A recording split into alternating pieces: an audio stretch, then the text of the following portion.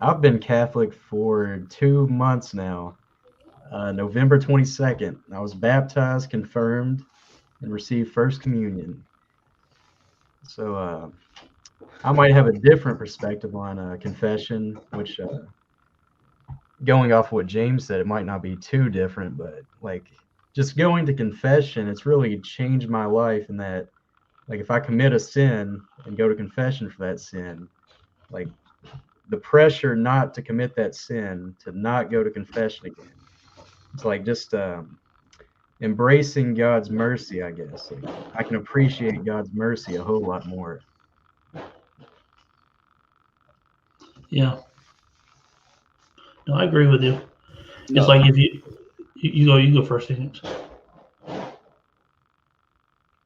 Oh yeah, what I was gonna say is that which is exactly why, especially in now when the people are returning to the confessionals, we should encourage people and educate them on how, I wouldn't say easy, but how simple this process can be. And that's certainly something that many converts and even many reverts have problems with. And it's mainly we should encourage them with the fact that the church doesn't expect much, because I feel like a lot of people when approaching the confessional, they always think, oh, am I really sorry? I'm like, what if I do this again, etc., etc. And like certainly my Dominican spiritual mentors taught me that that shouldn't be the case. It should be you approach it, and if you regret the sin, if you wish you haven't committed the sin, if there's a deep sense of remorse, and you desire not to do it again,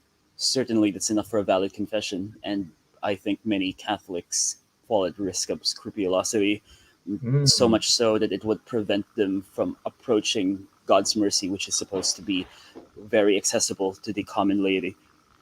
Yeah. Um, it's kind of like a scrupulosity mental.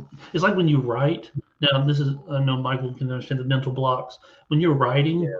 it's like you have that mental block. You just can't push past that. But there's something like outside of that that has to push you past that mental block, that writer's block. It's the same with like a kind of, I would call it confessional spiritual block, because it's like you you start, okay, I'm going to put it off tomorrow. I can wait. You presume God's mercy. I can wait till tomorrow. God will forgive me. A week goes by, a month goes by. Then you're 20 years down the road.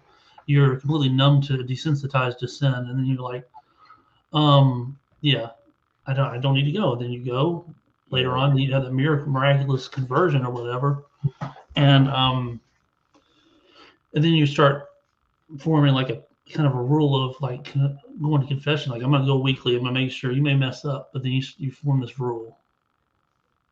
Yeah. And do y'all think a monthly confession is a good idea, or should it be sooner than that? Sooner. I go weekly. Yeah, I sooner. uh, I know the rule for Opus Dei, which is a group that I've been reading that recently. They say once a week. I've read others say once every 2 week. I mean, you kind of need to go as often as you feel you need to. I mean, if you have a problem with scrupulosity, then whether you go once a month or whether you go once a day, it'll be an issue if you're kind of tearing yourself up inside about it. But I think Yeah, under confessing is such a more serious problem than over confessing for most people that I feel like a far more frequent occasion than just once a month is something to generally recommend for people. yeah, Yeah, I generally end up there like about every week and a half or so. yeah, Yeah, Yeah. the Dominican friars tend to have 2 weeks as a general rule. Like that's their bare minimum. Naturally, you can have more, and I tend to follow that. About 2 weeks, 2 or 3 weeks. I think that's a good rule. Most people can follow.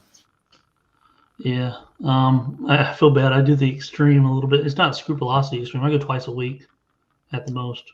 So Yeah. one to two times a week, because I mean, I feel like it's little things that like build up to bigger things, and that may not be some like one of the seven deadly sins, but it's like little, like, oh, I my mind wandered during mass. Then that can become a problem, especially if you have venial sin. Go often. Don't worry so much about, oh, well, I mean, some people have to worry about scrupulosity, but for me, I had scrupulosity too, and I pushed past it by just going to confession frequently and more, and I got Yeah. past it. And that's what I recommend if you have severe scrupulosity. barrel on through. You can't just give up. And yeah, a lot of people forget that the Eucharist forgives venial sins. So Mm-hmm. feel Yeah. like they have to confess if they commit like a venial sin. Yeah. I Going think the through. laity generally has something to say during for confession. It won't be like, especially going around in our day to day life in the 21st century. It won't be like, Fulton Sheen once said that one of the worst, well, one of the worst, but one of the best experiences he has is like taking confessions from nuns, because he compared it to slowly being pelted to death by popcorn.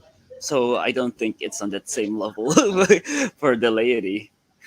See, I think my we will have something to say.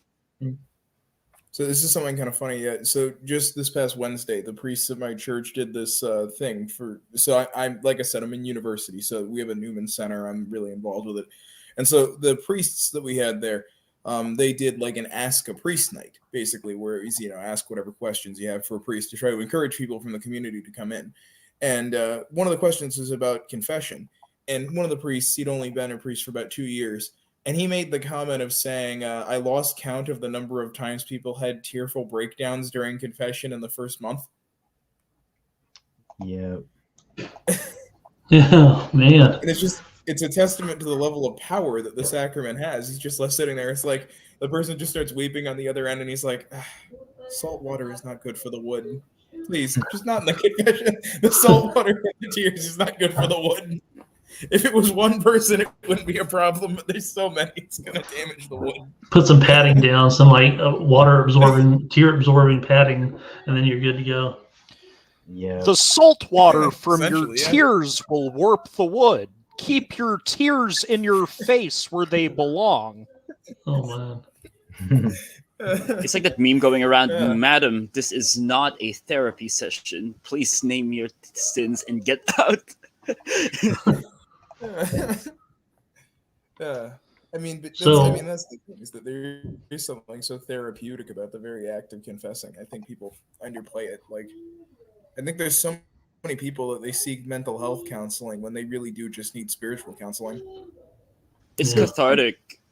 It's very cathartic. There's this thing in psychology where, like, just the act of listening to an individual generally improves that person's mental health. Sometimes, like, the role of the psychologist or the psychiatrist or whatever is just to listen and to allow the person to let his pent up emotions out and to guide him through that. And I think that's the same thing in in the confessional box. We've had Yeah. therapy before there was actually therapy, and you hear this from a lot of converts. This that sense that you hear this from other Christians. They ask you questions like, "Oh, how do you know if God really forgave your sins?" Or like, "I've got this sin. Like, how do I know if I'm really sorry?" And the advantage of Catholicism is that we don't have these questions. It's like you go in, you confess your sins, and it's over. And that shows that's some may call it very simplistic, but I think it's a testament to God's mercy.